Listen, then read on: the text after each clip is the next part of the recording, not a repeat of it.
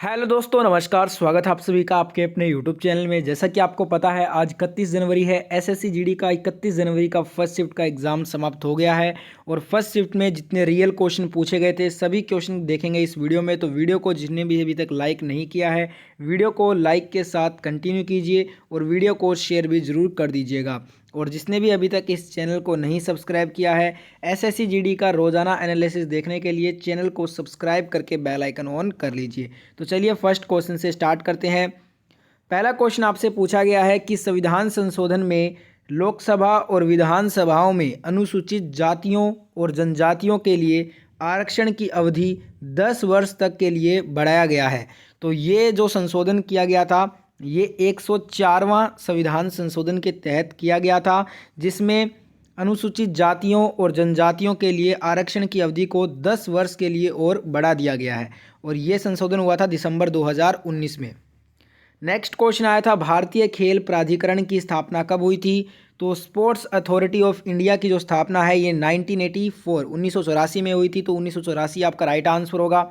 इसका जो हेडक्वार्टर है भारतीय खेल प्राधिकरण का, वो जवाहरलाल नेहरू स्टेडियम दिल्ली में स्थित है।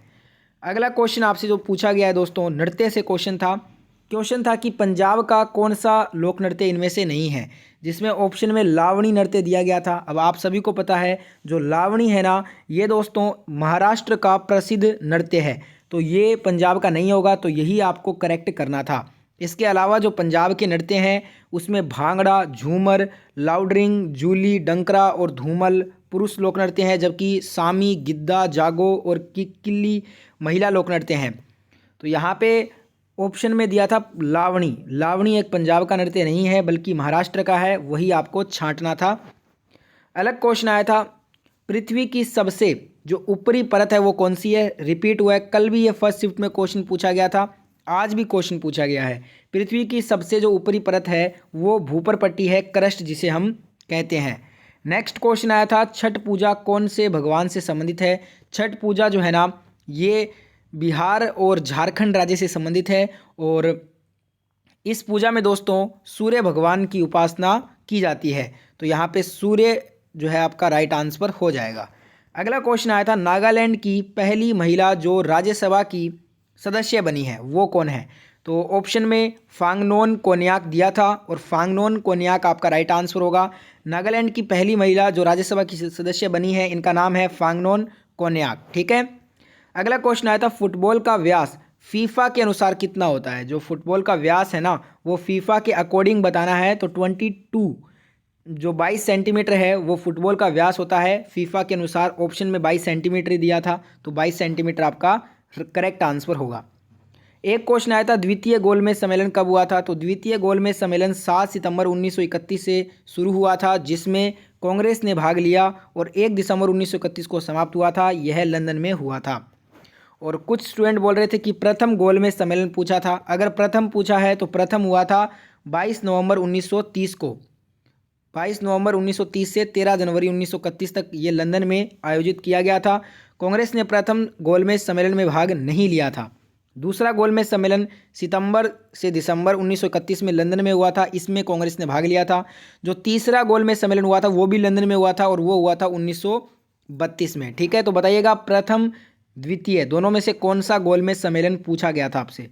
एक क्वेश्चन पूछा गया है, राज्यपाल की नियुक्ति की योग्यता से कोई क्वेश्चन पूछा गया था, तो देख लेते हैं एक बार। जो राज्यपाल की नियुक्ति है ना, ये अनुच्छेद 157 राज्यपाल नियुक्ति होने के लिए अर्थाएँ हैं।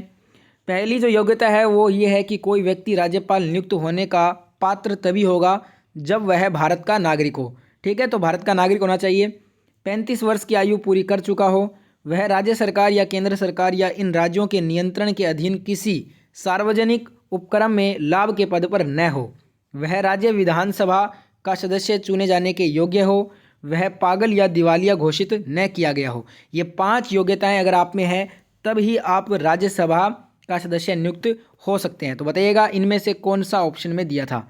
नेक्स्ट क्वेश्चन पूछा गया था, कल भी क्वेश्चन आया था ये फोर्थ शिफ्ट में, तो रिपीट हुआ है क्वेश्चन ये भी। जम्मू कश्मीर के दूसरे उपराज्यपाल पूछे गए हैं। तो देखिए जम्मू कश्मीर में जो दूसरे उपराज्यपाल हैं ये मनोज सिन्हा हैं। 7 अगस्त 2020 से वर्तमान तक अभी भी मनोज सिन्हा ही जो है ना जम्मू कश्मीर के उपराज्यपाल हैं। तो मनोज सिन्हा ऑप्शन में था, वो करेक्ट करना था। अगर आपसे पूछ लिया आने वाले शिफ्ट में कि जम्मू कश्मीर के पहले उपराज्यपाल कौन थे, तो गिरीश चंद्र मुर्मू थे। अगला क्वेश्चन आया था हरित क्रांति की शुरुआत किस वर्ष में हुई थी। तो भारत में हरित क्रांति अगर पूछा है ना, तो हरित क्रांति की शुरुआत 1965 से 68 के बीच में हुई थी। अगर भारत का पूछा है तो 65 से 68 करेक्ट आंसर होगा। और एक क्वेश्चन आया था हरित क्रांति का मुख्य उद्देश्य क्या था। जो भारत में पहली हरित क्रांति 1960 के दशक में प्रारंभ हुई, जिसका उद्देश्य भारत के कृषि उत्पादन में वृद्धि करके भारत को खाद्यान्न के क्षेत्र में आत्मनिर्भर बनाना था। खाद्यान्न में मुख्य रूप से गेहूं और चावल के उत्पादन में सर्वाधिक वृद्धि की गई थी। ठीक है, तो ये इसका मुख्य उद्देश्य रखा गया था, जिसमें भारत को जो है ना कृषि उत्पादन में वृद्धि करना था और खाद्यान्न के क्षेत्र में भारत को आत्मनिर्भर बनाना था, जिसमें टारगेट किया गया था गेहूं और चावल, मुख्य रूप से 2 फसलों के उत्पादन में सर्वाधिक इसमें वृद्धि देखने को मिला था। एक क्वेश्चन पूछा गया था कि अशोक स्तंभ में किसने प्रशस्ति खुदवाई थी। तो देखिए, जो ये प्रशस्ति है ये प्रयाग प्रशस्ति के नाम से जानी जाती है, और समुद्रगुप्त के जो दरबारी कवि थे हरिसेन, इन्होंने ये रचना की है। और इलाहाबाद स्तंभ शिलालेख, जिसे प्रयाग प्रशस्ति कहते हैं, यह स्तंभ अशोक द्वारा 6वीं शताब्दी पूर्व निर्मित अशोक स्तंभ था। इस शिलालेख में समुद्रगुप्त की विजय और गुप्त साम्राज्य की सीमाओं का उल्लेख मिलता है। समुद्रगुप्त द्वारा 370 ईस्वी में कौशाम्बी से लाए गए अशोक स्तंभ पर खुदवाया गया था ये। तो एग्जैक्ट बताइएगा सवाल क्या पूछा था इसमें। अगला क्वेश्चन आया था दूध और क्रीम यह किसके उदाहरण हैं। तो यह इमल्सन के उदाहरण है। इमल्सन एक कोलाइड होता है। दूध फेज क्रीम द्रव्य इमल्सन का उदाहरण होता है। तो अगर वो इमल्सन ऑप्शन में था तो इमल्सन आपका राइट आंसर होगा। एक क्वेश्चन आया था जल का पर्यायवाच्य। तो वारी, पानी, नीर, सलील, तोय, उदक, अम्बु, जीवन पेय, अमृत, मेघ, पुष्प, ये सभी क्या हैं, जल के पर्यायवाच्य हैं। नेक्स्ट क्वेश्चन आया था मौलिक कर्तव्य 42वें संविधान संशोधन 1976 द्वारा किस समिति की सिफारिश पर जोड़े गए थे संविधान में। तो इस समिति का नाम है स्वर्ण सिंह समिति की सिफारिश। तो स्वर्ण सिंह समिति आपका राइट आंसर होगा इस क्वेश्चन का। और ये वाला जो क्वेश्चन है ना मौलिक कर्तव्य 42वां संविधान संशोधन 1976, ये हर शिफ्ट में आ रहा है।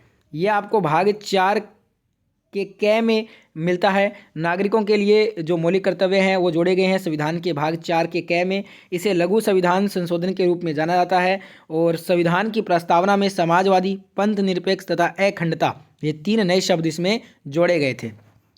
नेक्स्ट क्वेश्चन आया था कि मानव द्वारा उत्सर्जित जो कचरा है वो किस प्रकार का होता है। तो मानव और पशु अपशिष्ट को प्राकृतिक एजेंटों द्वारा तोड़ा जा सकता है। मानव और पशु जो अपशिष्ट होते हैं ना वो बायोडिग्रेडेबल अपशिष्ट होते हैं। ठीक है, तो ये थे आज के फर्स्ट शिफ्ट के जितने क्वेश्चन आपसे पूछे गए थे वो सभी क्वेश्चन आपको करवा दिए हैं। वीडियो अच्छा लगा है तो वीडियो को जरूर एक बार लाइक कर दीजिए और वीडियो को शेयर भी कर दीजिए सभी फ्रेंड्स तक पहुंचाने के लिए। जिसने भी अभी तक इस चैनल को नहीं सब्सक्राइब किया है, चैनल को सब्सक्राइब करके बेल आइकन ऑन जरूर कर